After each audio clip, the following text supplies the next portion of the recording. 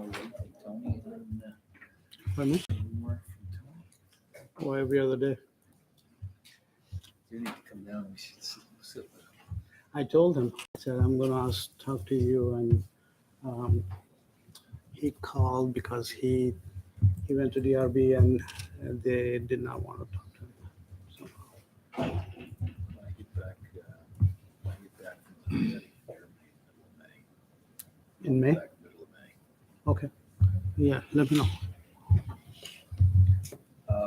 Okay, looks like it's 7:00. And we got Izzy, Lindsay, and I thought I saw. Recording in And progress. Heather is here, having a little technical difficulty here. All right. So I'm going to call the select board meeting of Tuesday, April 25th to order. And the first item is approval of the agenda. I move. Second. Moved and seconded. Are there any requests for competition. changes on the agenda, amendments, questions about it? Anybody that's dialed in? No? Okay, then all in favor of approving the agenda as drafted, signify by saying aye. Aye. Aye. Hi. Okay. Next is approval of the consent agenda.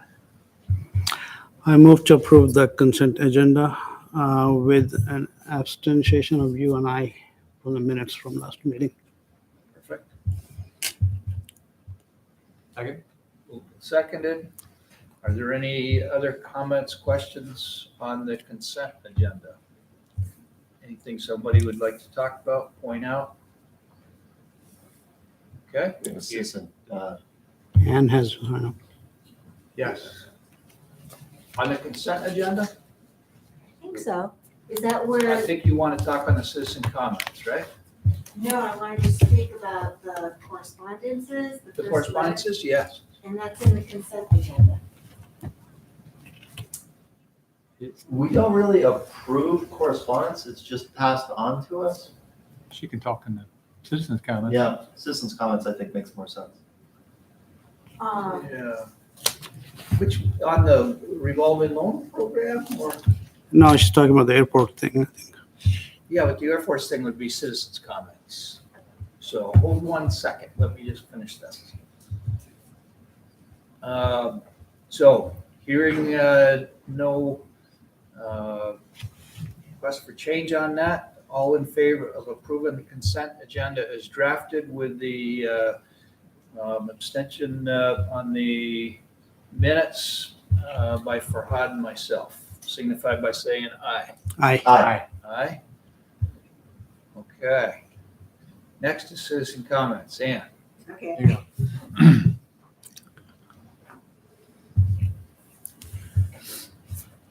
Thank you for guiding me about the framework.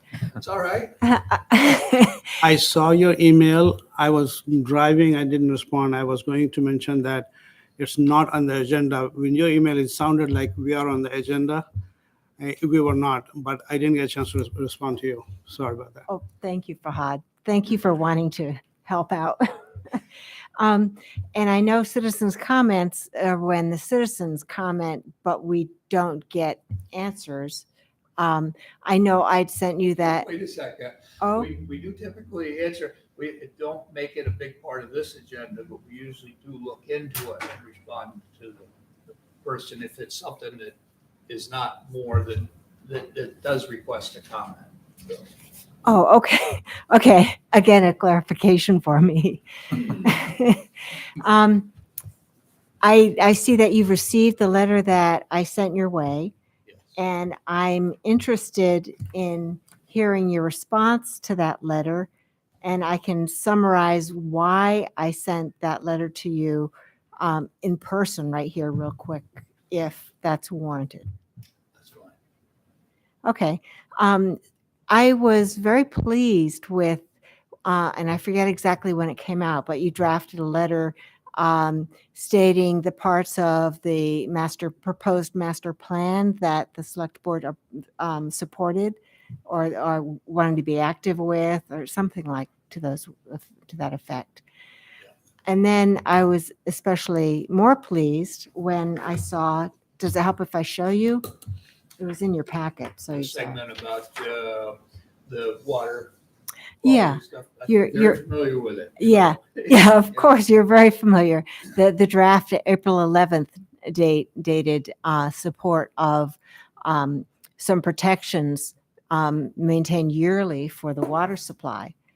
And I was really pleased. You know, you're putting your money where your mouth is, kind of.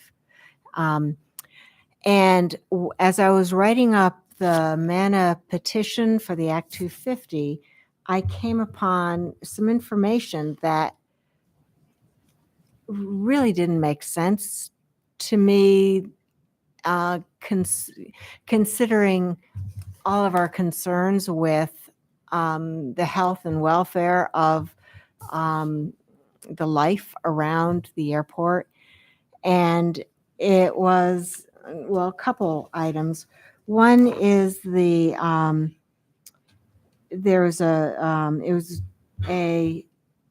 acoustic bat monitoring study plan that was proposed by or prepared by Northeastern and Mid-Atlantic branch offices of Western Ecosystems Technology.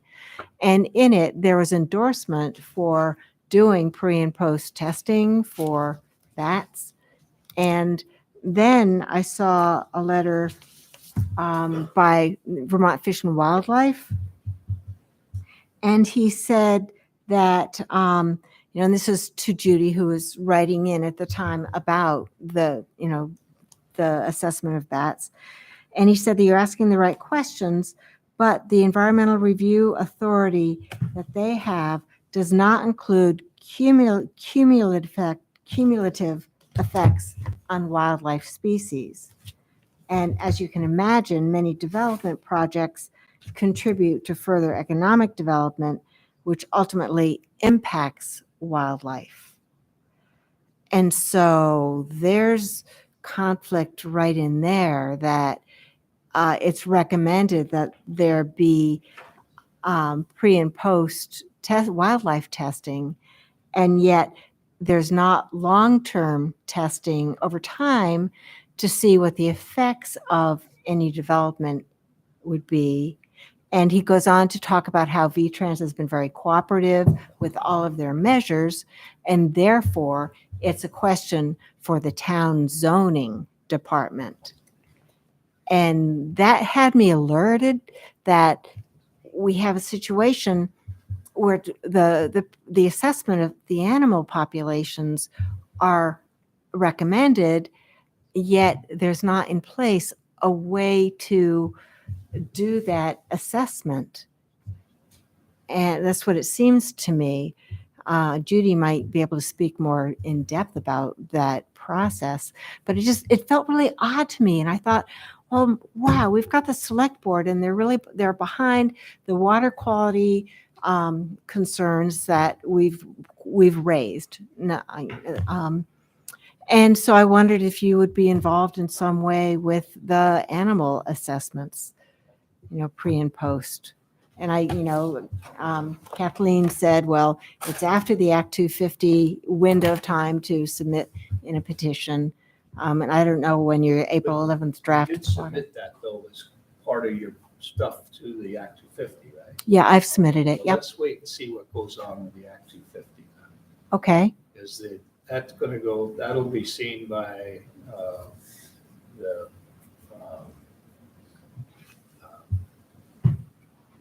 DEC. And so the A&R and everybody will look at those comments and give us comments. I'm not an expert on it, what should be done. So let's see what happens with that. What is the select board's role within the Act 250 process? Provide some input, and we gave them the input that we felt was of the town's greatest concern. Uh-huh. So there may be an opportunity for you to speak to what I put in the petition? The comments period is closed. Oh, Now right, they're going to right. take the data, and there's agencies that have comments still to go in. And, Yeah, we're in the rebuttal time period. right, So is that something that the select board might consider doing? Is that what you're saying? so, or- I don't know. I mean, we're so far out on this project. Oh, are we? We've spent so much time on it. I I know. really feel like we've done, You've done a lot. yeah, Yeah, but, yeah. but I guess I'd need to read a lot more about it, and I'm not prepared to address it tonight. Yeah.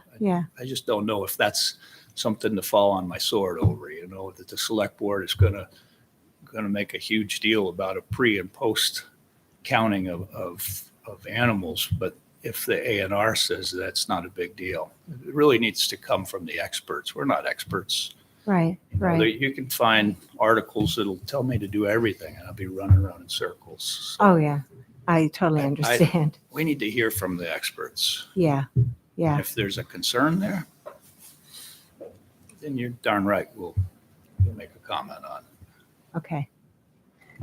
And, I'm sure I'm going to hear more from this, but I'm really not prepared to address it. Yeah, that's fine.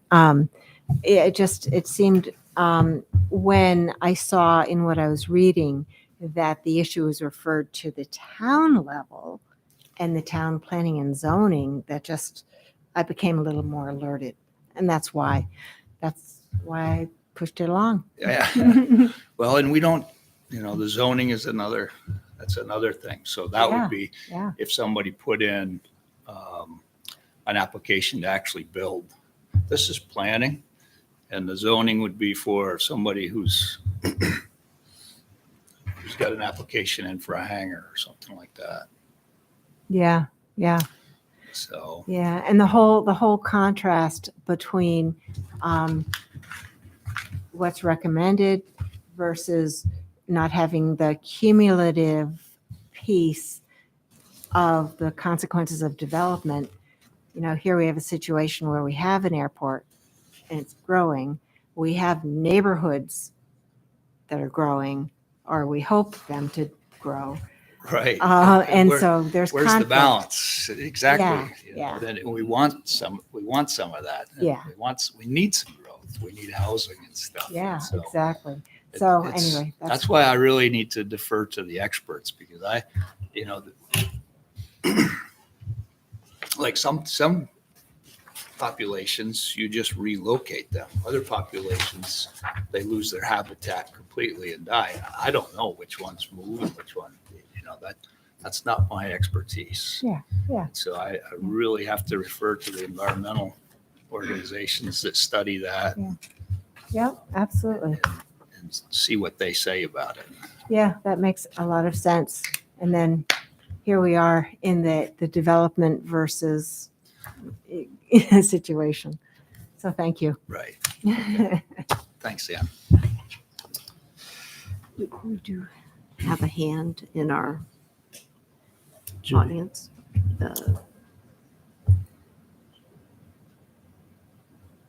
Judy? Okay, thanks so much. So two things. One, I would like to extend a personal invitation on behalf of the Middlebury Tree Committee to our Arbor Day celebration. It will soon be on the town's website. It will be in the Edison Independent. It's already on Front Porch Forum.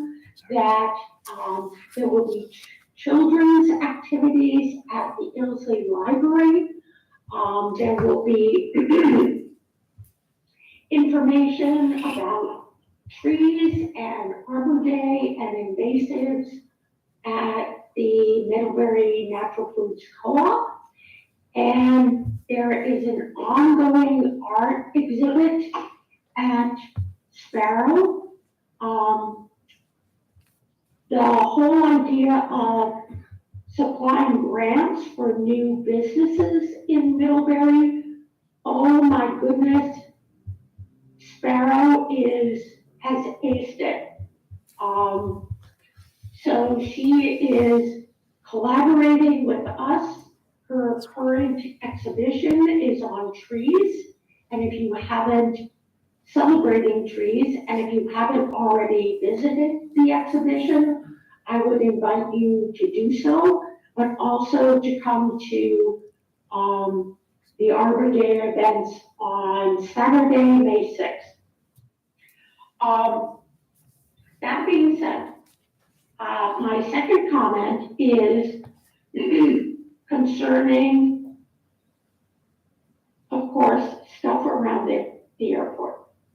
The Conservation Commission has indicated concerns about the extensive clearing north of Munson Road.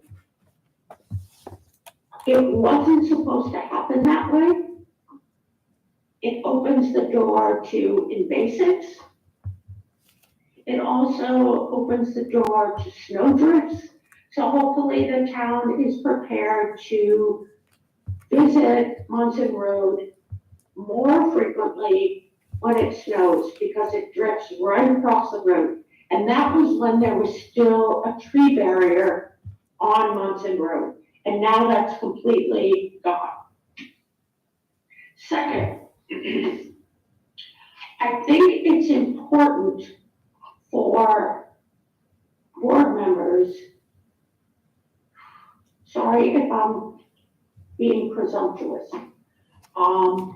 to become more knowledgeable about wildlife in our community. Recently, a meander method was used to determine bat populations in the area around the airport that is still being considered for clearing.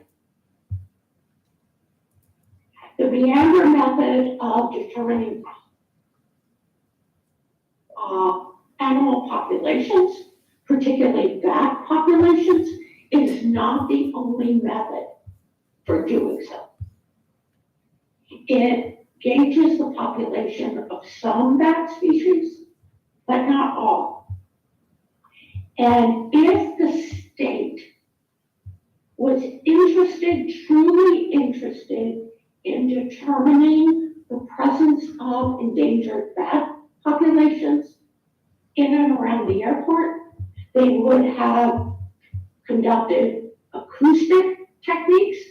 They would have also used trapping methods, utilizing mist nets. Different species require different sampling methods. I guess I have to leave you with one additional comment. So I attended the airport open house back in whenever, this all seems to be a blur, back in the fall. And I talked to a pilot who recently built a hangar at the airport. And I know the person, I indicated my concerns about the bat population being disrupted. And he said, well, they can find, when they come back, they'll find another place to live.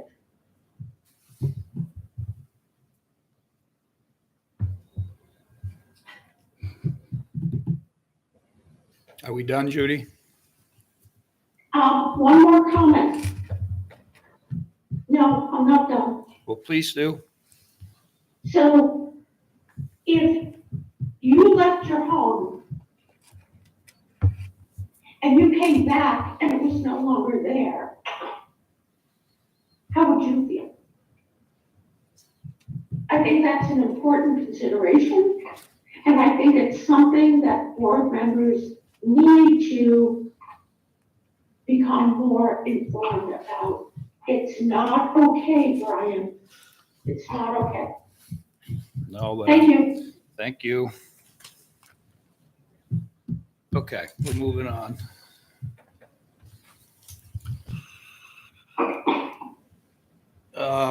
Next is appointments to boards, committees, commissions, and official positions. So is there somebody else have something? Is it somebody, what's that? Can we back up to citizen comments? for just As one long as it's not about the airport. We did not have the airport on the agenda and, you know, like getting lectured for 15 minutes about something, about that a pilot. I know it is. Well, I get that. But you know what? The comments are in front of Act 250. There's nothing that's going to happen tonight that's going to affect any of that at this point. Okay, we're trying to keep you informed. I get that. Today, between 3 and 5:30 o'clock, there were, I think I lost counting, there were 13 or 15 overflights, less than 300 feet above my house. One helicopter, round and round and around. Were they Air Guard or Army Guard rather, or what were they? It's a civilian helicopter, dark green in color, can't see the numbers even with a binocular. It is too, all I can see is the belly of the helicopter. I can't, it's so close to my house that I can't see the sides to pick a number of it. I did try to pick up a number too, and for my house, I can see the helicopter sideways, like there was no numbers, no nothing. So we don't know who it belonged to. It was not National Guard. It wasn't a military type helicopter. But this is the kind of thing that we hope you will take into consideration as you create a response. Hopefully there will be some response cautioning V-Trans and the people behind the airport development to take into consideration the peaceful enjoyment of 500 or so people that are living on the airport. That's all. And I can appreciate comments like that. I do not appreciate being lectured 15 minutes about something a pilot said about bats. We're talking, they don't make decisions. I don't need to hear that stuff. I'm tired of it. Okay. I hear it every single meeting. And it's going to start falling on deaf ears because it becomes meaningless, right? Well, as the problem gets pushed out and out and out. No, we have been taking it very seriously and we've written letters. And believe me, I've put a lot of time into it. And so, you know, to get chastised over something a pilot says, I'm tired of it. I'm just, Okay. But we don't have a good. It is visibility of ridiculous. What your, well, you know what, you got 500 citizens out there, you say? I hear from the same 5 every time. If there's 500 that are that concerned, let me hear from 500 and then we'll make it a bigger deal. But I'm telling you, I hear from the same small handful all the time. And it's always the same exact thing. It's like it's just getting to be a little bit overboard. Because we have done what we have said to address it. And some of them have had options. So. Brian, we appreciate what you've done. Well.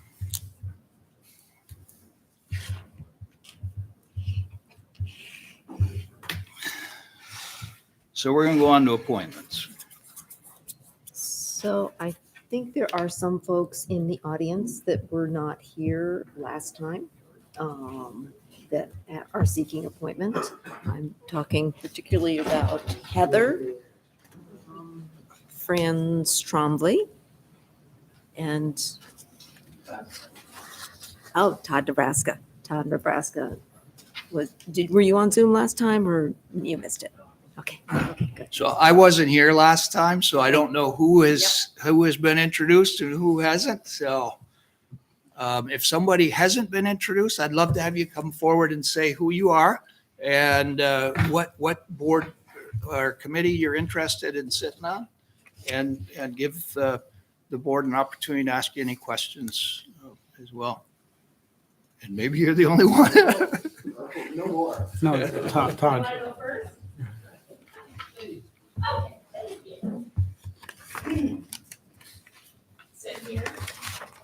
Yep. So my name is Heidi Franz Tremblay, and I live here in Middlebury.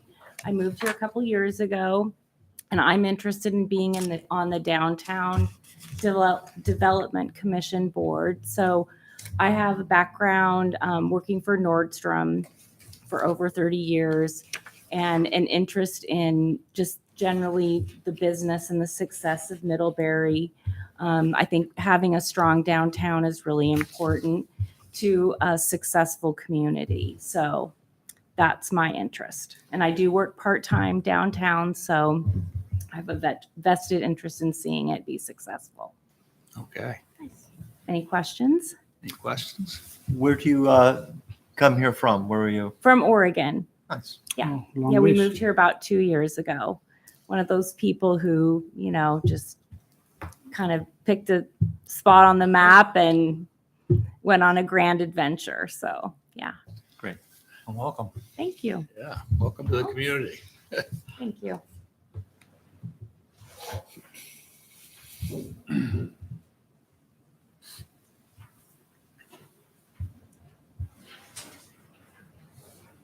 Good evening. Good evening. So my name's Todd, Nebraska, and my wife and I recently relocated to Middlebury.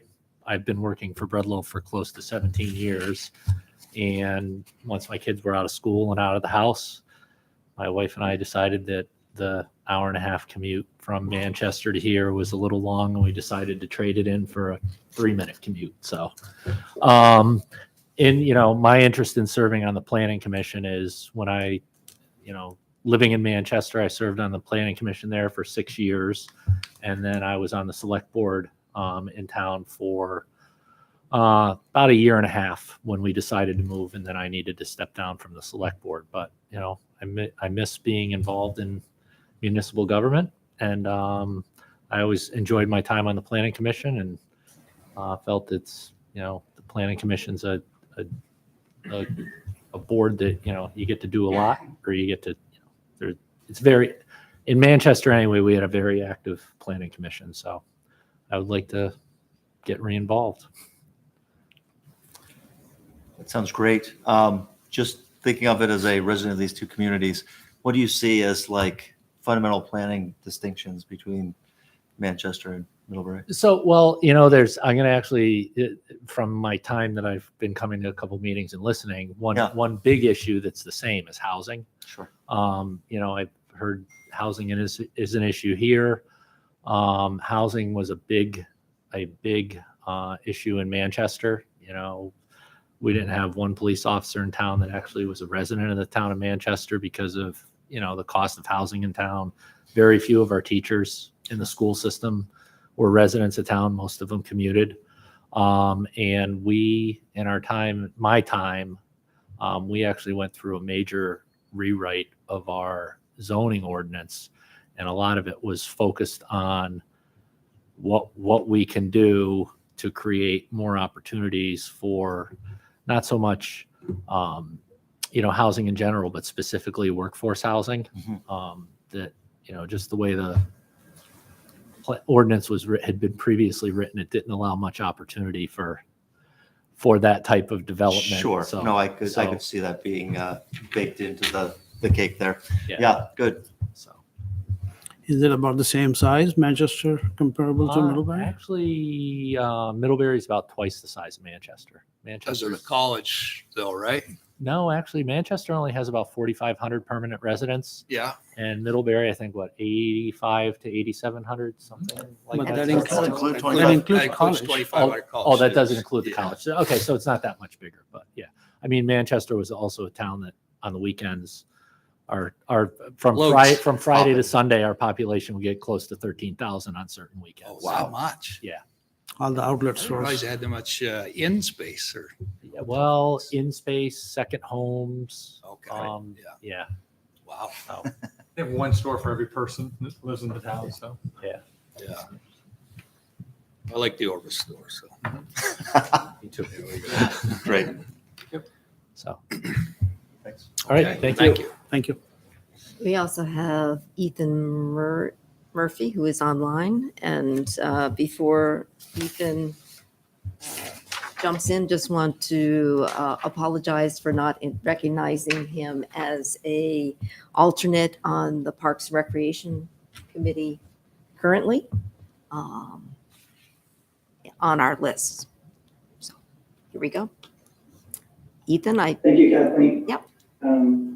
Yeah, and I just wanted to say hello. I didn't have a chance to come to the last meeting. I was out of the country, and just wanted to say hello. I don't know if you can see me, put the face with the name, or at least the voice with the name.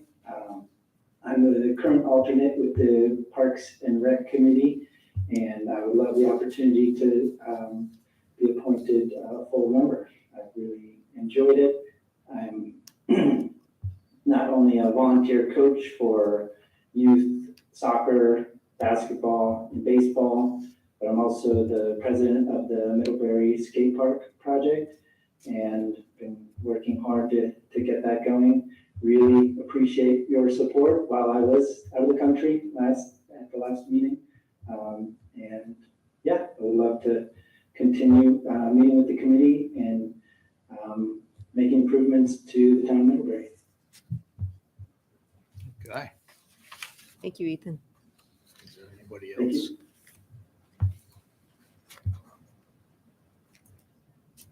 So how much discussion did you have about these at the? Basically none. We let people speak who are there. We put everyone into whatever into nomination and said that we would appoint at this meeting. Okay. So you have a long list of non-contested positions. So an approach might be to appoint those folks and then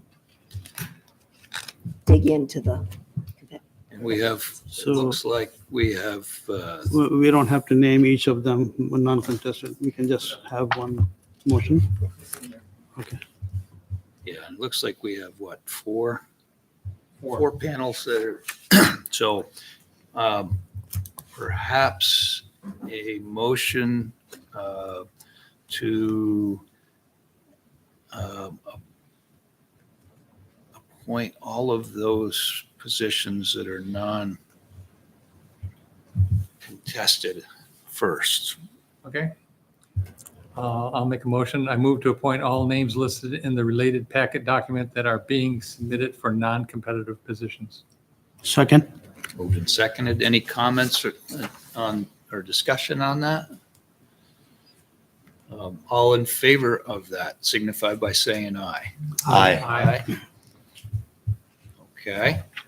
So now that leaves us four, and let's take them these four one at a time.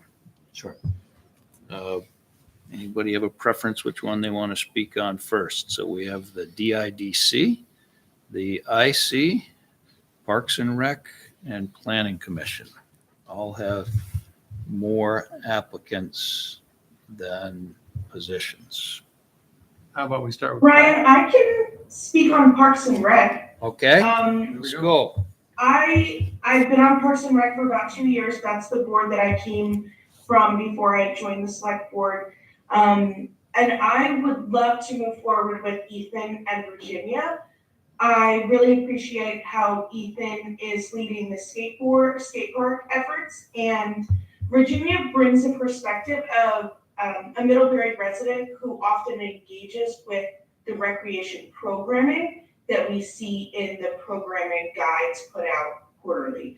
So she's not necessarily someone who's involved right now with a career in recreation. She has had a career in recreation as an educator and as a special educator, but right now she is solely a consumer of our recreation programs and is able to really bring a group of people together. And I think in the last Parks and Recreation Committee, she was really commended for that. So I would definitely support those two in an effort to give new people a role in local politics, which is something that's really important for me to promote. Okay. I have a question. Greg is an incumbent, Yeah. is looking to be reappointed. Yeah, And he's the chair. and the chair. He's the chair. And we Parks and Rec. typically reappoint? We actually have, on some of these committees, we've tried to do some rotation. So it's been a combination of both. It hasn't been an automatic reappointment. Yeah, and we do have attendance records for a number of boards, but that does not include Parks and Rec to see who has scheduling conflicts and is not able to attend. When I was A on the number of Parks and Rec, Greg has been to every single meeting. Yeah. He is I very have, involved. I have another question. Do we have the ability to appoint an alternate to any committee? Ethan was an alternate on Parks and Rec. He wasn't noted in this or any other correspondence of mine, but he was appointed last year by the board as an alternate. Well, I think I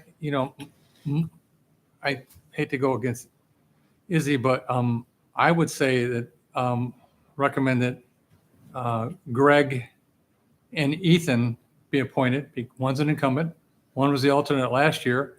Virginia's a newbie. Let's appoint her as an alternate. She can attend every meeting. If somebody doesn't show up, she gets a vote. So she could participate and we can take them all. What do you think about that, Isabel? You're good with that? We got a thumbs up. Yeah. I'll support. Yeah, I'm good. That was good. Okay. So need a motion? Any other comments on it first? If not, let's take care of that one then. So you want to make that motion, Isabel? Sure. I'll make a motion to appoint Greg and Ethan to terms on the Parks and Recreation with Virginia as the alternate. Second. Moved and seconded. All in favor signify by saying aye. Aye. Aye. Those opposed? Okay, we're unanimous. So next, we've got, anybody want to grab one of them? How about planning? Planning Commission, okay. It's 4 positions, 5 applicants. We actually have a memo from them about this. Yeah. And I think it looks like they're recommending that Eric, Todd, both Todds, and Andrew Klein be appointed as the 4 positions for the 4 applicants. The fifth, I think Jonathan Miller was in there also, but he's been put on the Energy Committee. Yes, and Jonathan's here. Oh, sorry. Can I speak to that? Yep. Sure. Oh, I'm sorry. It's Brian's job. Go right ahead.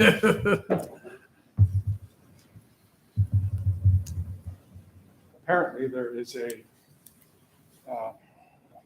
initiative from the college and with John Bostow that involves both the Energy Committee and the Planning Commission. And also from the Energy Committee side of things, we're putting out people as liaisons to the other committees, including planning. And so I was at the last Planning Commission meeting, and Jen and I clicked on that I would be a good liaison to all 3 in my capacity. All 3? The college, Oh, the college is Energy part. Committee, and the Okay. Planning Commission. Okay.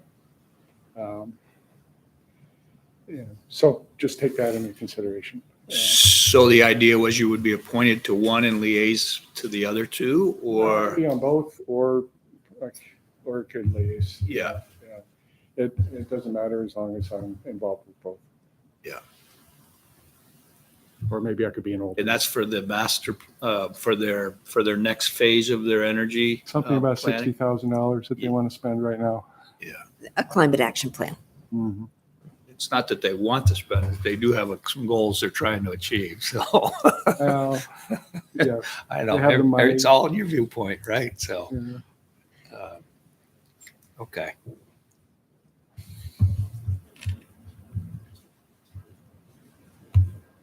So with that, sounds like he's going to be liaison. anyways, if he was coming, if Jonathan was coming from the, as long as he's appointed to one of those committees and then liaison to the others.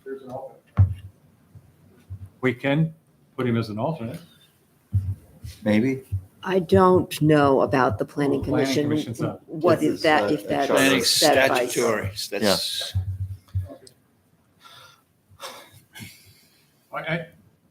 I think in this capacity, we get more people playing in the game, Mhm. which is really important. You go one committee, if we put you on two, we're going to eliminate one person. That's okay. If they want, And I think all five candidates for this are great. Yeah. And okay. Why don't you make a motion then, and we'll see if there's comments on the motion. okay, I, for the planning commission, recommend appointing Eric, Todd, and Andrew to the planning commission for the 2023 to 2026. I'll second, but I have a question. How do you, there's a 1 2-year position and 3 3-year positions here. Oh, that's right. There is one. Andrew Klein will have a 2-year position from 2023 to 2025. Okay, good. So I second. Okay. And that's in accordance with their recommendation? Yes. Yeah. Okay. Any comments on that? Hearing no comments, all in favor signify by saying aye. Aye. Aye. Aye. Okay. Next. The harder. I did receive some feedback on the infrastructure committee. See if I can find it here.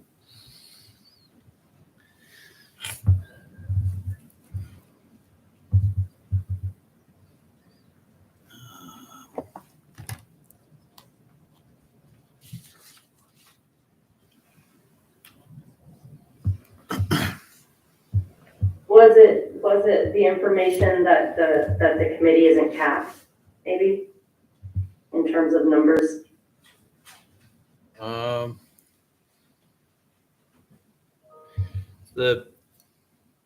the infrastructure, it was, the thought was that given that Andy's new to the committee, possibly staying with the existing members, Eric and Gary, with Jeff as an alternate, and invite Mr. Kirby to start attending to learn about because it's a pretty significant growth curve in the infrastructure committee to start learning about it, and attending some meetings and showing some interest to be ready for the next round. That was the recommendation that I received.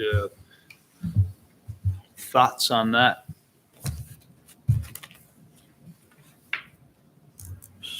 So you have 3 incumbents right now, right?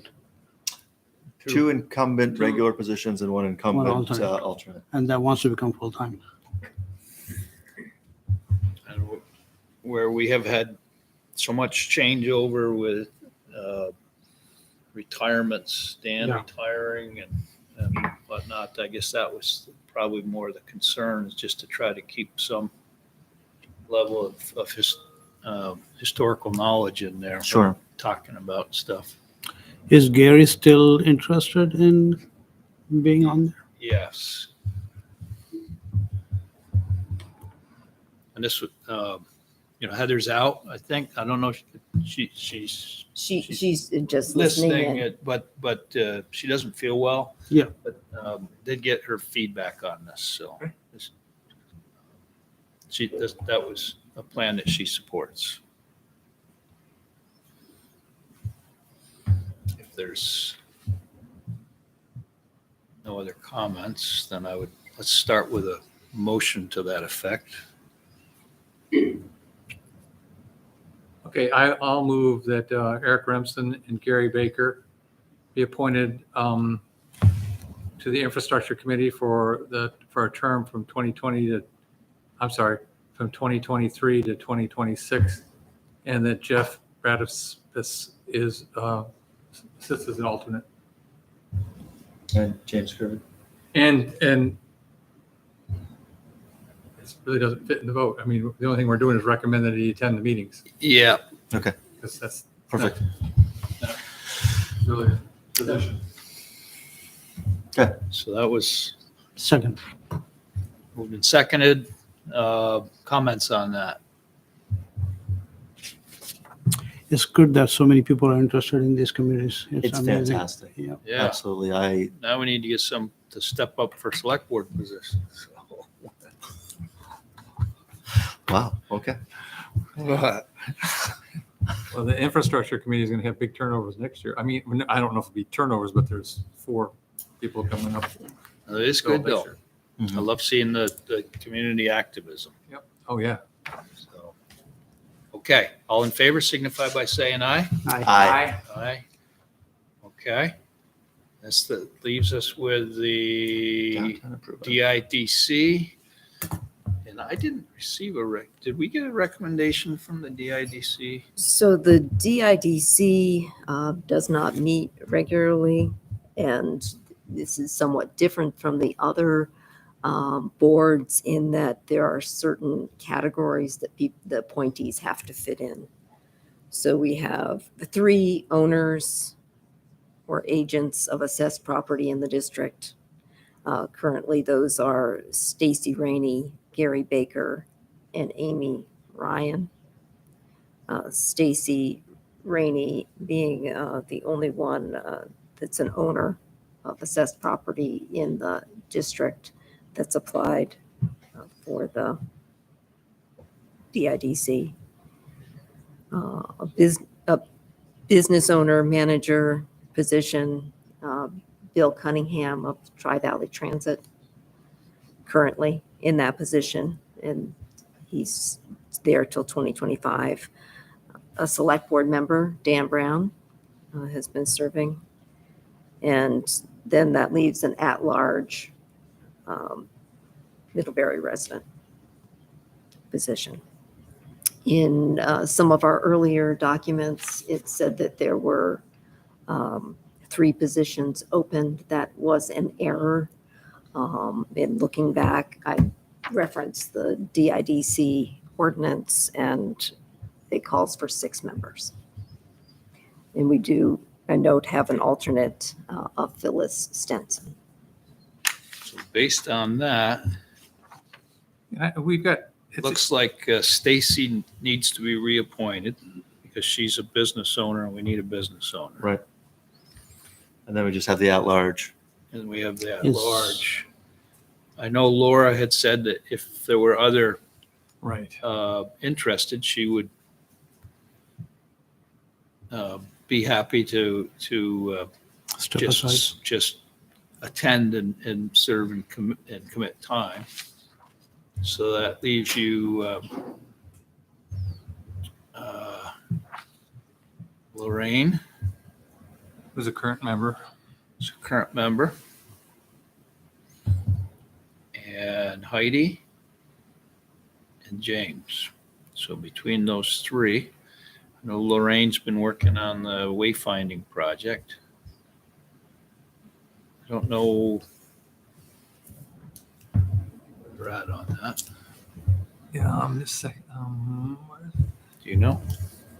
What's that question? The wayfinding project?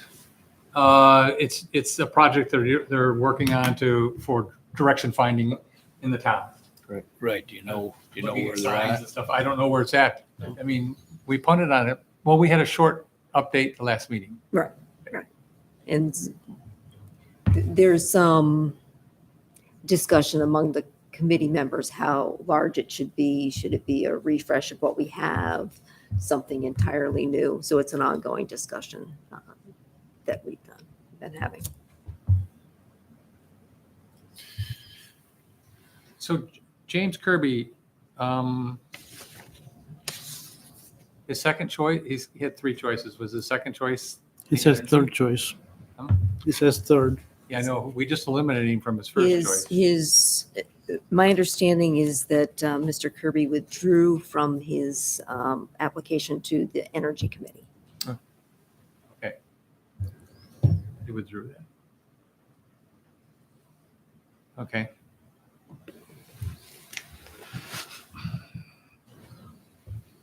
we have two incumbents that want to stay, and I think they both should stay. One has to stay. I think Lorraine should have the opportunity to stay. And that was Heidi Franz.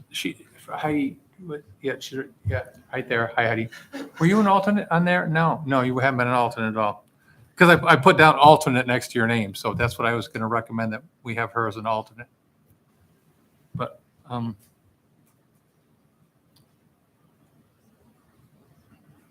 Who is an alternate? put Heidi's interested and put her as an alternate on that committee. Can we do that? Another alternate, you currently don't- have Phyllis Stinson. Oh. So Phyllis is there. Phyllis Stinson. Okay. Yeah. Oh yeah. It's one of those committees, though, if you had some energy behind it, you could be doing some, Yeah. the wayfinding thing, maybe a few more that were interested in working on it might be helpful. Oh, I think it would be. I really think it would be. There's plenty that committee can be doing. We just don't meet frequently enough, and typically our primary goal is to take the budget and Figure out allocate how the to budget spend it. and spend it because we have to spend it. Yeah. But there's other things that we should be working on that would be really helpful, and it's just been hard to meet. Well, it's maybe easier to get a quorum with a few more people with another. Can we appoint more people to that committee? Or Is it created by ordinance? no? It's created by ordinance, and the ordinance doesn't call for one alternate, but you did that. Does the ordinance set a number? I know it has the definitions, but does it? It created specificity to who had to sit on it so that it had representation. Right, but does it specify the total number of people on the committee? It's 6. Okay, you did say that. Okay. 6. Those are the Plus an alternate, right? voting. No, we made that up, I think. I know we did. Yeah, so I think we make it up again. 6 voting members. Yeah, okay. But to have somebody who's learning it and Yeah. getting to know, I mean, that might be, Heidi's been here 2 years, so opportunity to get to know what's going on downtown. Let's go. Okay, give me Dan? a motion, Dan. So I move that for the DIDC, we appoint Stacy Rainey and Lorraine Tobias for terms of 2023 to 2026. And that we don't. You can do it. Yeah, we need to appoint the alternates, Heidi, and who was the other alternate? Phyllis Stinson. Phyllis, okay. There's have the two alternates. So I have a second. Second. Thank you. Yeah. Any comments on that? Okay, all in favor signify by saying aye. Aye. Aye. Aye? Okay. Good. We have our boards for another year. Now we need to nominate to fill the vacancy on the Ilsley Library Board of Trustees. And- I defer to Amy Mincher, who's now the president. Okay. Ooh. Wow. Oh, know that person events? no, I've been away. Congratulations. Did you fire Joe or? Well, we just switched some things around, so. Congratulations, Yeah. Amy. She's a good choice. Thank you. Yeah, so we had someone resign and we want to appoint Natasha Sen. And she came to our last meeting. She was great. She's a lawyer. It's always nice. She has a young child who comes to the library all the time. So we're happy to have her. I did not receive any. That's great. It's good to get a good one. Yeah. When you only get I one. was very happy. Joe was able to find her. So that was really great. Okay. Motion. I'll move to nominate Natasha Sen to fill the recent vacant position on the Ilsley Library Board of Trustees. Second. Moved and seconded. Now this, can we appoint right now, or is this a nomination that's got to wait till the next It meeting? has to wait till the next meeting. Really? Yes. So I think she's a shoo-in, though. officially- I think so, but Yeah. I was hoping to have her as a regular board member for our next meeting. Yeah. When is your next meeting? It's like in 2 weeks. Oh, Yeah. So the select board's What meeting. day? Probably Monday. Maybe. Um, Oh, she can attend. She will attend, yes. Yeah. And the appointment is until the next town meeting? No, not, oh, yeah. Yeah, she'll be, Yes, have it, and then we'll do I think it's just for 1 year after that, it's the rest of that term. Yeah. Okay, thank you. Yeah. Okay. Thank you. All in favor signify by saying aye. Aye. Aye. Aye. Okay. Next, we got Emily with some public works projects.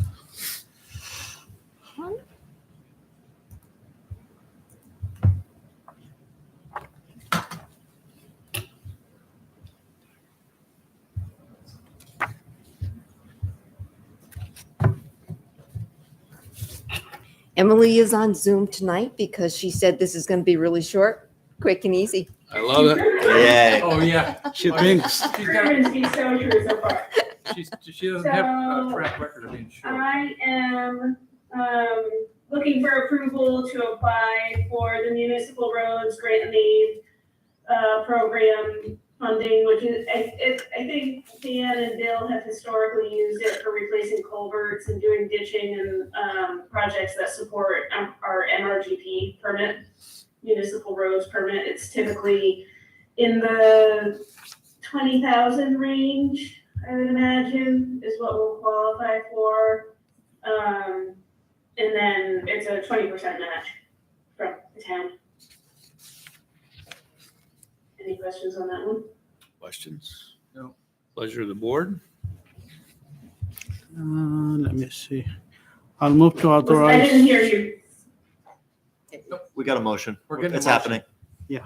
I move to authorize the Director of Public Works Planning to submit the draft letter of intent on behalf of the town of Middlebury to the state of Vermont for future participation in state's FY24 municipal roads grants in aid program.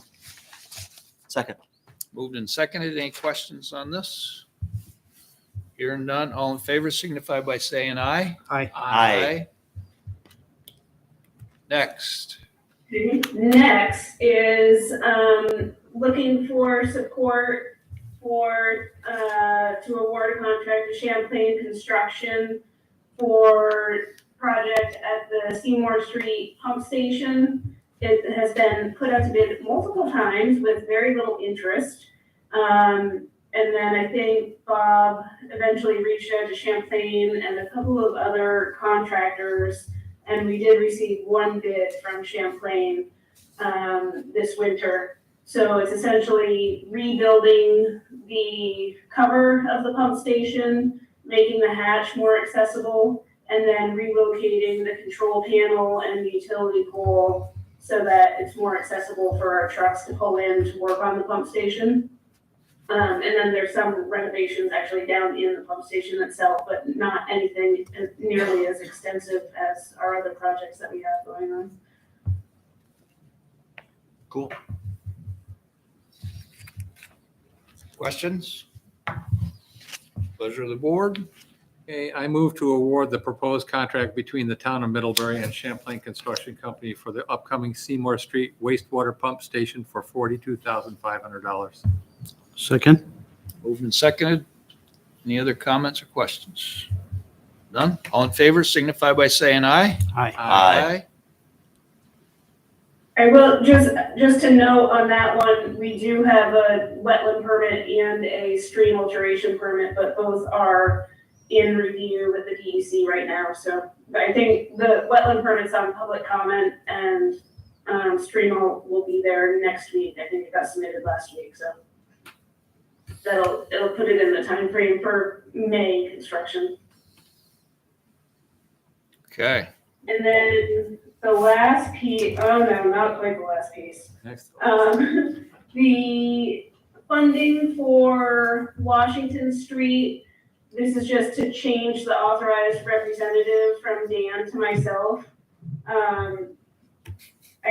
I don't know if I'll have to do this for other loans that he had out there. I think most of those are all closed out at this point, but this one's still active. So it's just to change the authorization so that I get the emails instead of going to his email box. Makes sense. Motion. Okay, sure. I move to authorize Emily Charrington as the town of Middlebury's authorized representative for the state of Vermont's water infrastructure financing programs. Second. Moved and seconded. A very good rep, I would say. All in favor signify by saying aye. Aye. Aye.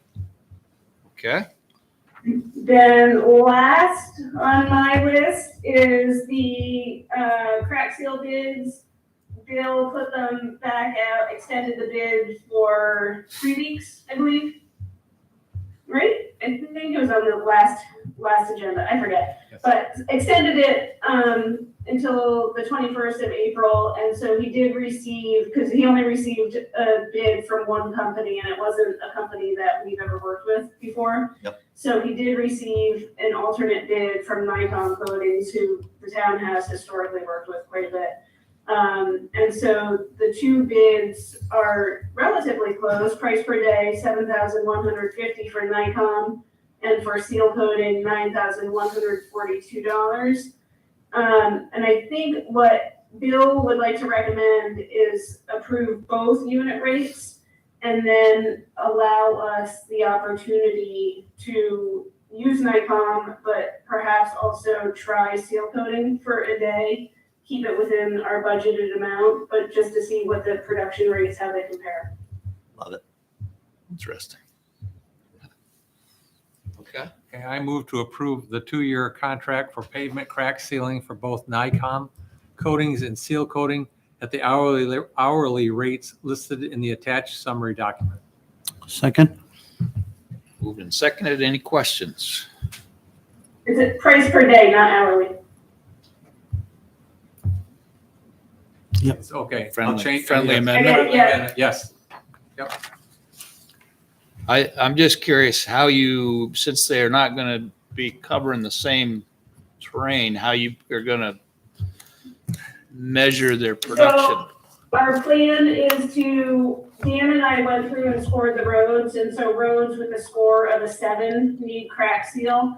So we're gonna review those roads that got listed as a 7 and then find some comparable areas, comparable terrain, comparable areas, so that it'll be the best we can do, I think, but it should give us some idea. Yeah. And the stopwatch. Ready, set, The other go. consideration moving forward, like the way the state does it, is they measure by the, I don't know if it's by the gallon or by the pound. I think they do it by the pound, which then I think you get a better application rate because the more they're putting down, Yeah. the, where you're getting sealed. So I think we might play around with the spec in the future for how we word it, but Yeah. As long as they don't just pour it down the storm sewer, it's all good. right. Yeah. Only you could think of things like that. Okay. No other questions? All in favor signify by saying aye. Aye. Okay, we get you out of here already, Emily. Emily, who's that picture? Thank you. Who's the picture behind you in the on your bookshelf? I stole my son's room. I have no idea. Very good. Thank you all. Joe. So normally, when I come before you, it's with Dana Hart, and Dana's maternity leave began officially at 1:30 a.m. yesterday. She gave birth to Juno Cody Ridgway Yost. I don't think it's all that should go in the minute. All right. 20 inches long, 7.2 pounds, about a week overdue. So Dana's very happy about that. Yay. and everybody's healthy and doing well. So this means that Royce McGrath is now our acting library director. In terms of things. So we had a few changes. So Royce is our acting director. Amy's now president of the library board. I'm the treasurer. And meanwhile, we've had a lot of support from the town for this project. And we started off with Judith Harris as our town liaison. Judith flies south for the winter, so Beth Dow has stepped into that role. And as we begin to get more and more engaged in technical matters, or design matters dealing with the project, I think our hope is to maintain Beth as our town liaison and take advantage of Judith's expertise in architecture kind of as a technical advisor. So when I was last here in front of you, end of February, we were requesting your approval for a request for qualifications. We sent that out the beginning of March. We had 6 respondents. We narrowed that to 4. So the 4 who are currently in contention are Gossens Bachman from Middlebury, Smith Alvarez. I'm sorry, from Montpelier, Vermont Integrated Architecture from Middlebury, Weeman Lamphere in collaboration with REARC from Colchester, and Smith Alvarez Sankiewicz from Burlington. So as we outlined before, our plan going forward is to have a design competition. We figured that if this works for crack sealing, you bring them in together, see who does. Well, this could work for architecture and design. So included in your board packet, I hope you didn't read the whole thing, but there was a lengthy brochure from the American Institute of Architecture on how to go about holding a design competition. Judy Harris read through that, got together with Dana and with Barbara Doyle Wilch, who is kind of the library expert on our project team, and Amy's on that team as well, and have put together some guidelines for a design competition, a draft of which was included in your board packet. So the short version is that we would give these 4 firms about 2 months to come up with a conceptual design. We give them very, very clear guidelines as to what we did and didn't want. We don't need the drone fly through of the whole thing, but just a clear sense of what we're looking for. We realized that although the project team members have been steeping ourselves, and Dan and Farhad can speak to this, into issues relating to libraries, library design, the needs of this particular building, we are not ourselves experts in architecture or design. And what we're asking these firms to do is to present us with floor plans and elevations and so on. So we thought, let's see if we can't bring in some people who are more expert than we in this regard. So we've asked a few local experts to become part of a professional advisory group. And those individuals are Glenn Andres, retired professor emeritus of architecture at the college, Tom Keefe, who knows a lot about historical architecture and restoration, David Hamilton, who's the chair of the DRB and also an architect. And I would add that we thought a lot about who should be on this, and that part of the challenge is that we're in a small state. Everybody knows everybody. It's very difficult to find an architect who has not done business with one of these people or, spent it. So we feel that this will be an independent body. So the plan is that we'll give each of these firms some access to the library to look through it and measure things and so on. They will submit initially to us anonymously. So this is going to go through Royce McGrath. So we're actually going to be, there's going to be like 3 phases. So in the first phase, materials come to us. Royce will make sure that we can't tell who it came from. Just gonna label it A, B, C, D. A, B, C, and D. everything's just printed. Wow. There's no 3D models, there's no video. It's just printed materials. So that will come to the project team, to our professional advisory group, or PAG, as some people call it. We'll try to get some feedback at that point as well from the library trustees and from the library staff. We'll go through a little scoring process at that point. We'll then ask each of those 4 firms to come to a meeting of both the project team as well as the professional advisory group and present to us their work.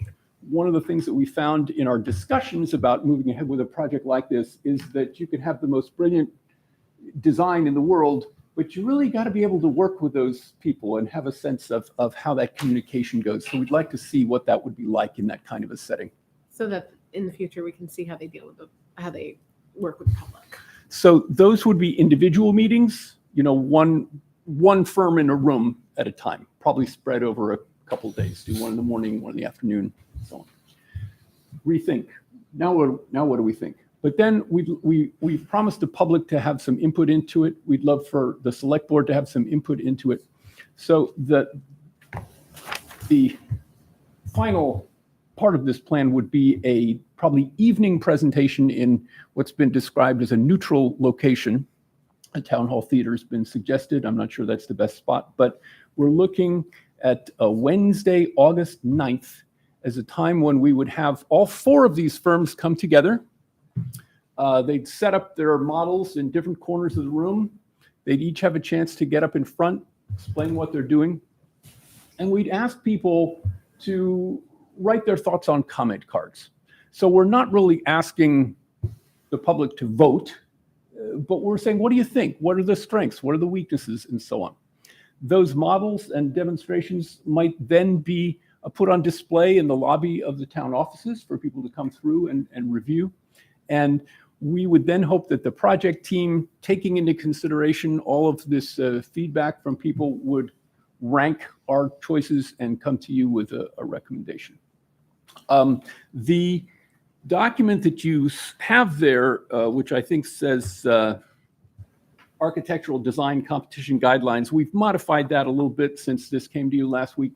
This has a lot of kind of extraneous detail. We didn't think that the competitors quite needed, so we've split this off into just an overview, which is what you have, and then some more explicit designs for the competitors. We have some more specific dates. So the key dates really are, we hope to get this out to them late this week or early next week. We hope them to submit their materials by July 7th. And then that August 9th date would be kind of towards the end of the presentation there. Now, at the conclusion of this proposal, you can see some red ink, which is Judith Harris's way of saying, hey, this is not resolved yet. And that has to do with some legal issues to make sure that we're covering all of our bases with issues such as intellectual property. If we're paying these guys $5,000 to come up with a conceptual design, who does that belong to?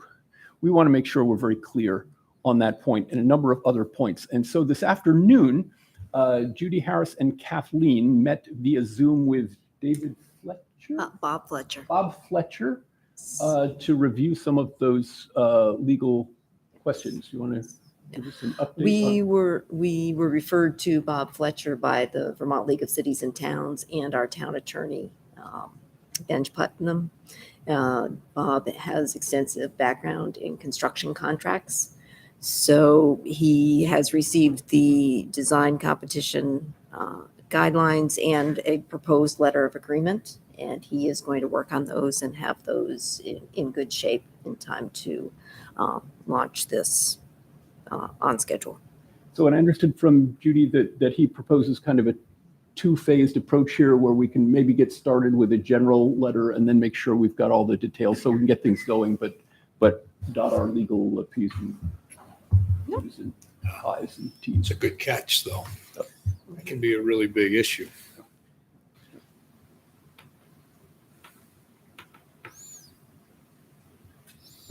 Questions? Brian, if I could make a note. Absolutely.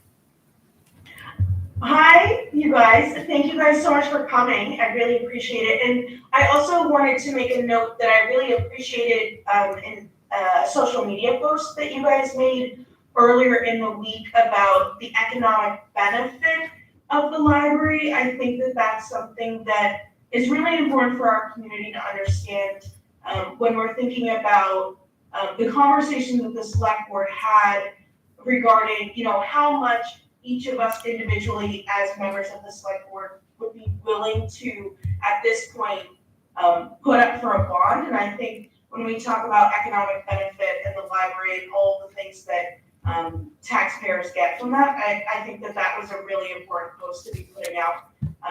And I also a note for fellow select board members, we have to continue that conversation because it is a difficult conversation to figure out how we're going to fund the library.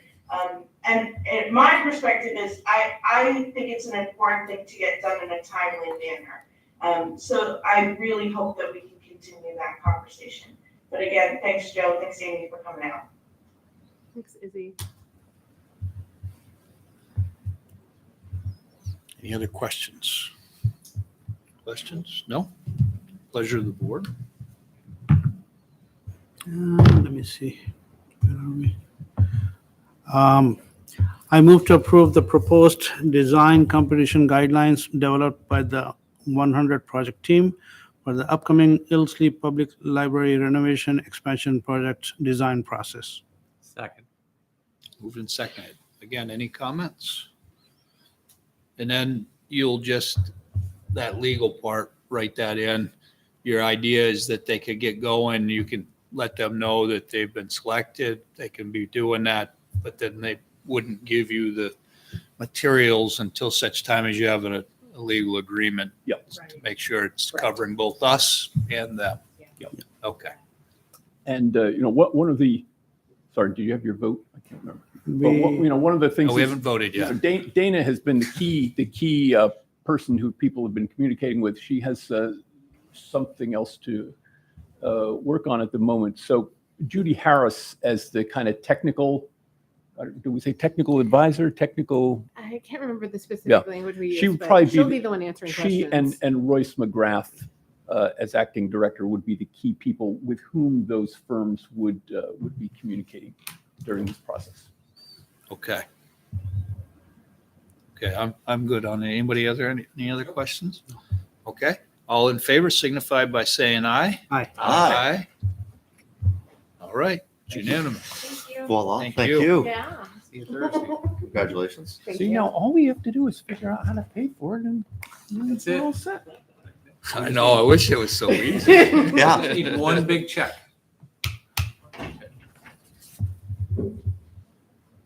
I keep buying my Megabucks tickets. Please, I'll do it. Is Nick, oh yeah, there's Nick right there. Nicholas, Sure. Good evening. good evening. Everyone hear me all right? We can. Very well. Yes. All right, perfect. For those of you who don't know me, I'm Nicholas Gill. I work in the finance office. I'm the main accountant back there looking behind the corner. I've been asked to present on the capital fund transfer request. You should have had a list of active capital project balances presented to you. Hopefully that is the updated one as of this evening. I'm very active with it. A few things I want to point out. There is the flood resiliency project is showing a 1.7 negative balance. Just want to make it clear that that is funded in FY23. It has since been fully paid up. So that is, that alone brings the total fund balance in the capital fund to $1.5 million to the positive. Then there is the NPD reuse building, which also had a bond reimbursement for $850,000, which again brings that positive balance up by quite a bit. So the overarching need for this request is, at some point along the way, the Cross Street Bridge really started getting booked to the general fund balance and has been carried on the general fund balance sheet. There's nothing inherently problematic about that, but in reconciling these projects, I think it should be kept with the rest of the capital fund projects and carried on the capital fund balance sheet. So this transfer corrects that. It brings those monies and just labels it as explicitly for capital fund projects. Second item, with that NPD reuse. There was a small settlement that was specifically for the MPD reuse. And that also, we believe, was booked to the general fund balance and has been carried on that balance sheet. So this reconciliation transfer would clean that up and bring it back to the capital fund where it would sit going forward. So nothing about this is self-explanatory. If you have any questions, please speak up. Happy to answer. Fred? Fred Dummington, just a curious question. If we transfer 3.6 million from the general fund into these capital fund, what does the town have left in its general fund? It's a little over $1 million. Thank you. It's important to know that those two funds, many towns don't even have separate capital funds. So they really are very similar. They represent the same tax base. There's nothing inherently necessary about breaking that out. We've chosen to do that. But there's nothing by necessity having it separate. So they represent the same taxpayer dollars. They have always been reserved, even as they sit in the general fund, they've been reserved for these projects. It's really an accounting tool to make sure that proper restrictions are in place on those funds. They show as fully committed for, the capital projects. Any other questions? This is accounting magic. Is this the right amount for the moment? Okay. Need a motion? Please. I'll move to authorize the transfer of $3,655,938.44 from the general fund into the capital fund to reconcile the attached project balances as of 6/30/22. Do I have a second? No seconds? Second. Getting dazed, right? Yeah. Any other questions on this? This is your opportunity to ask Nicholas if you have a question. Nicholas, is there some reason why we don't just collapse this into the general fund? What's the historic or value in keeping this separate?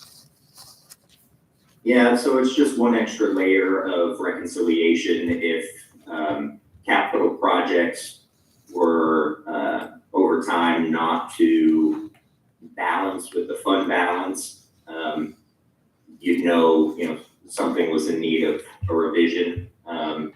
So it's just one extra layer of making sure that it's broken out and it's accounted for and tracked for. But it is not necessary. We could do it in other ways. And it would prevent the need of this type of transfer, but it wouldn't prevent all of the day-to-day tracking and work involved. So I'm not sure if there's a ton of benefit to getting rid of it either. Right. Yeah. The question is there some benefit to keeping it? I think if there is transfers that need to be done to keep this reconciled. Yeah. So you're always going to have reconciliation on the project level. We can absolutely talk about getting rid of the capital fund. Similarly, we could get rid of the equipment funds. You also have that power. But on a fund-wide basis, it does, raise a flag if something were to not balance. You would know that you had something miscoded. You'd have to, look into it. Okay. So other than just not liking the accounting software, this is a fine way of segregating these types of monies. Correct. Yeah. Very good. Good question, though. Any other questions? I do very much know what he's talking about. Come on. I was impressed. Okay. All in favor signify by saying aye. Aye. Any opposed? Okay.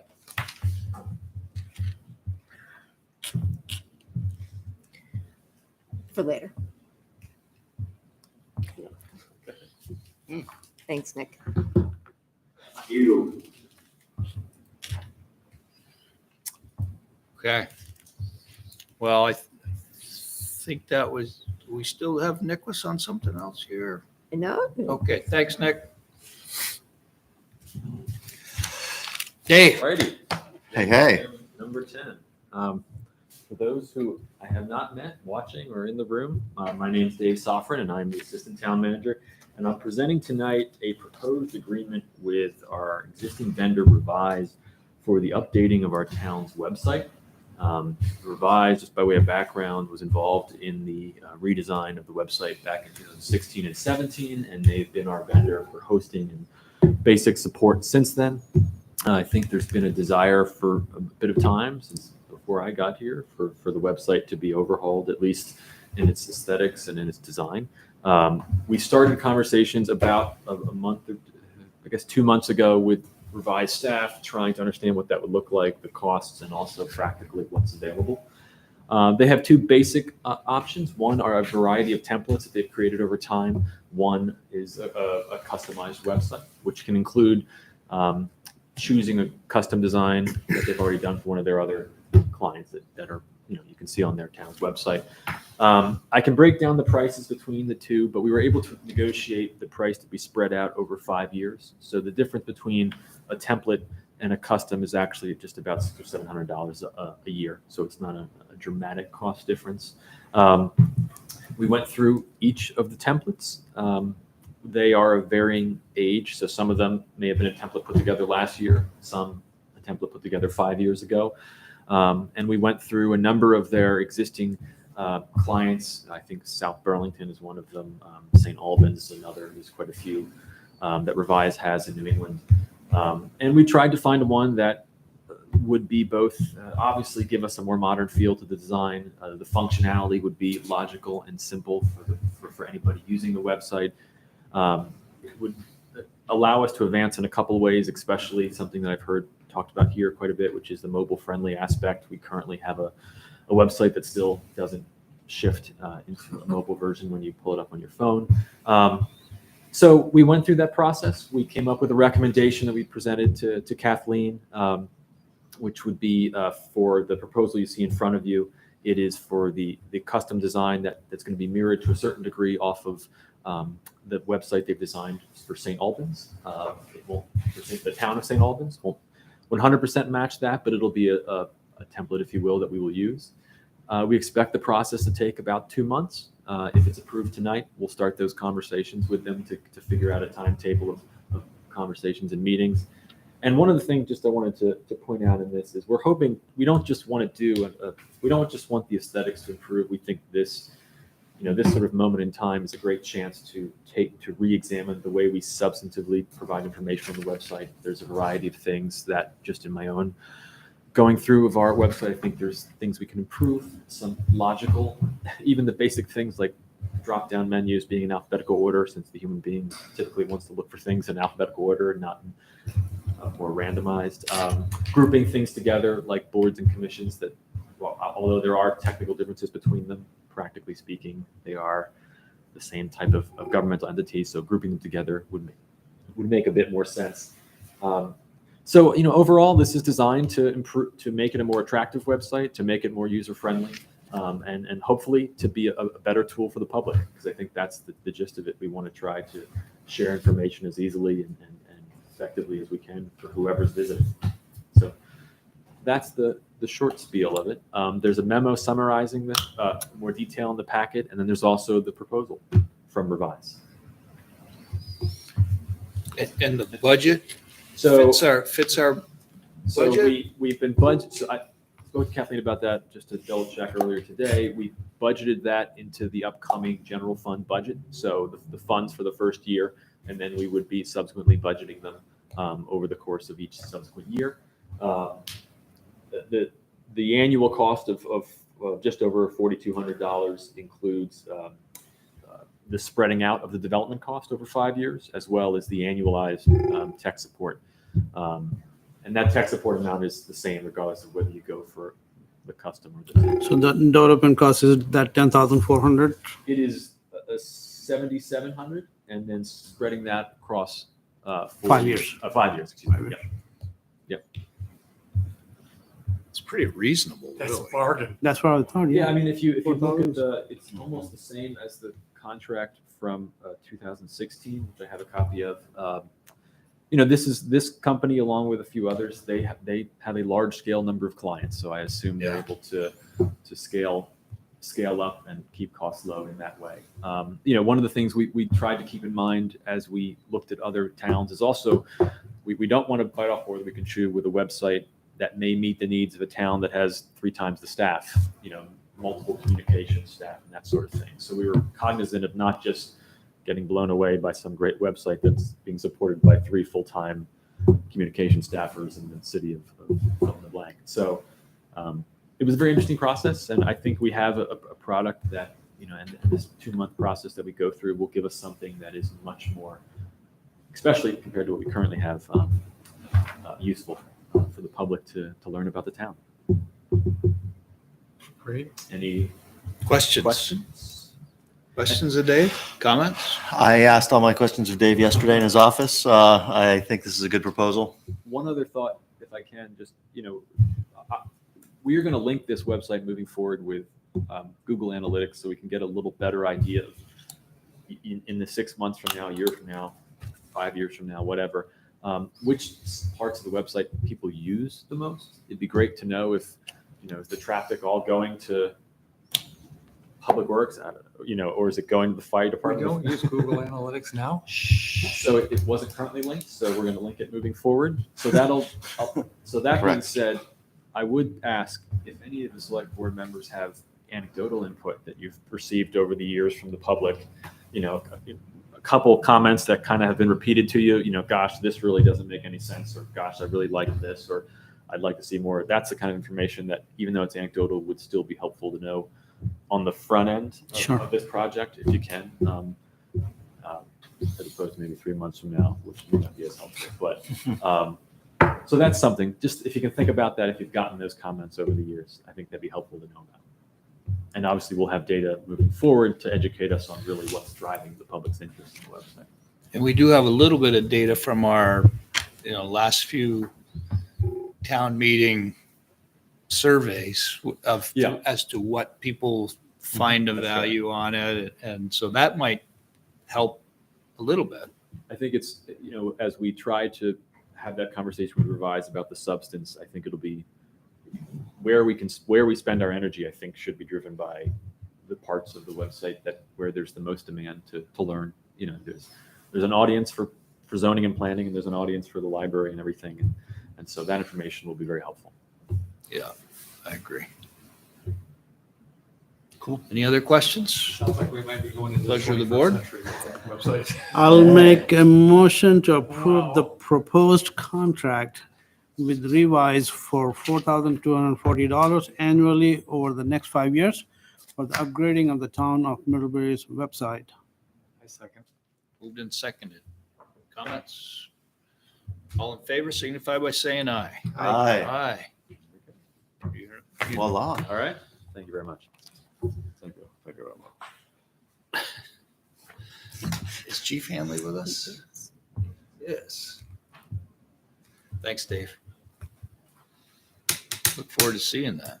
I just took a look at the town of St. Albans' website. Yeah. That is a nice little website. Very clean. Yeah. And Dave, you can mention that Emily came to us from the town of St. Albans, and she had a significant hand in the design of that website. Ooh, Wow. Multi-talented. love it. Our star talent search lady right there. That's right. No pressure. Is Chief with us? Oh, still trying to get in. Chief, you there? Oh, he's coming. It's all happening. I think I just popped out. Hey, Chief. Hi, Chief. So we're ready for you. Okay, this is the annual adoption of the town's emergency management plan. No major changes this year, just a lot of updates to the people that are involved in this. No practical changes. I always remind you that keep in mind that this is a legal document. When this is adopted, the provisions of this plan become a legal document. The most important ones are the page 9 and 10 of the plan, the authority to act, who has authority to declare an emergency, et cetera, et cetera. And also what happens if the town manager is gone, who has that authority vested by the plan. So there's a list of interim emergency successors. Signing this, you create that list of emergency interim successors to act on the town manager's behalf. So those are really the important parts of the plan. The rest deals with a lot of planning and resources and things like that. Okay. Questions of Chief? Pleasure of the board. I move to approve the 2023 Town of Middlebury Emergency Management Plan. Second. Moved and seconded. All in favor signify by saying aye. Aye. Aye. There we go. Man. Ayes have it. Thanks, Chief. That was easy tonight. It is. Thank you. Yeah. Thanks, Chief. So do we, we're just soliciting do you have a proposed agenda for the town college meeting got pushed It's in June now. and right now it's June 5th.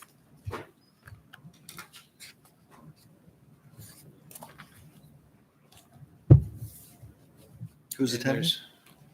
So I was trying to remember. Did we It's going already? to be Isabel. Great.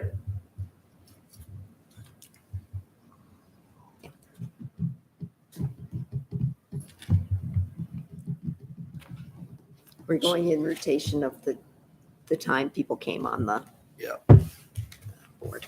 So if anybody has additions or things that they think about, we have some time here to finish flushing this out. Something might come up between now and then. Yep. Yes, sir.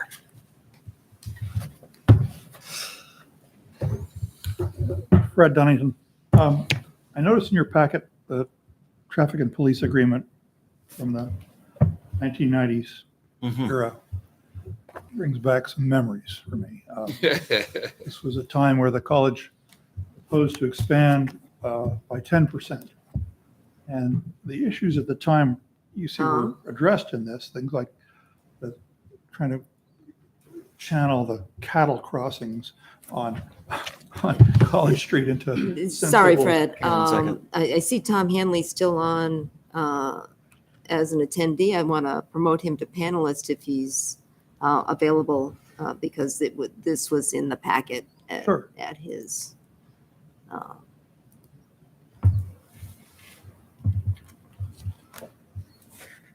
Well, I just note that the issues are perhaps different today.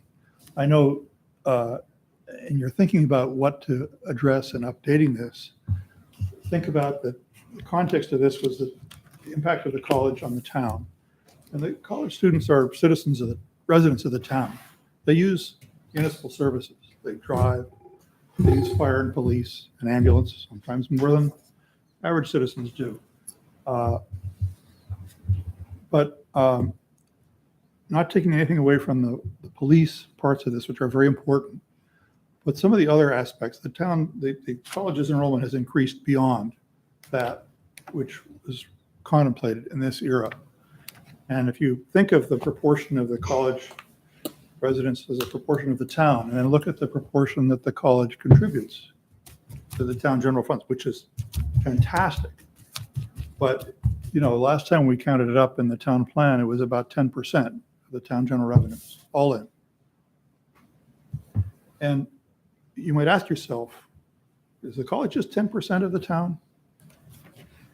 And you might ask yourself, what are the needs going forward? And I know housing, affordable housing in the community is important. And beyond our real abilities is the market forces that attract people to establish housing, attract students to live in that housing, and that displaces other housing. Now, the college could create a place to build more of its housing on campus, make apartment building sites for the people who otherwise invest in those same sites in village neighborhood areas, and attract investors to those rather than affecting residential neighborhoods. Just an idea. But you might think about what things are currently in your realm that go beyond just traffic and police that would be valuable given the increasing college size and the increasing need for their students to be housed somewhere. Just a thought. Are you suggesting that more topics come into agreements of the kind that we have here from 1998, that we formalize more of these things? Well, in both Act 250 and in the town zoning, the impact of one development, the college has a big planned unit development in the town zone, on the town is an issue. And like in Act 250, it's not just, traffic. It's, is there an undue burden on the town? And there are other criteria in Act 250. Housing impact isn't as great a one, but it is or was something in the town zoning that was quite important. Sure. In that era, we, as part of getting the college to submit a master plan, we asked them to tell us where their students were housed, tell us what properties they own. And there was kind of a discussion of, okay, how could we address the impact of students on neighborhoods? And back then, they were absorbing the College Street, Franklin Street neighborhood into the college. And there was some approvals made to allow things to change in the College Street, South Street neighborhood. For example, some of the student housing on South Street was eliminated as part of an agreement to have the Morningside House become part of the college's administration proposal. That was a senior living facility before it was that. So housing and the impact on neighborhoods was an issue back then. And I think it's still an issue in town. Clearly. Just listening in. Thanks, Fred. We have our challenges ahead of us, no doubt. So with that, we'll go to Farhad on check warrants. Dan. It's me. Yeah. It's you. Yes. Okay. Yep. Going to you on check warrants, Dan.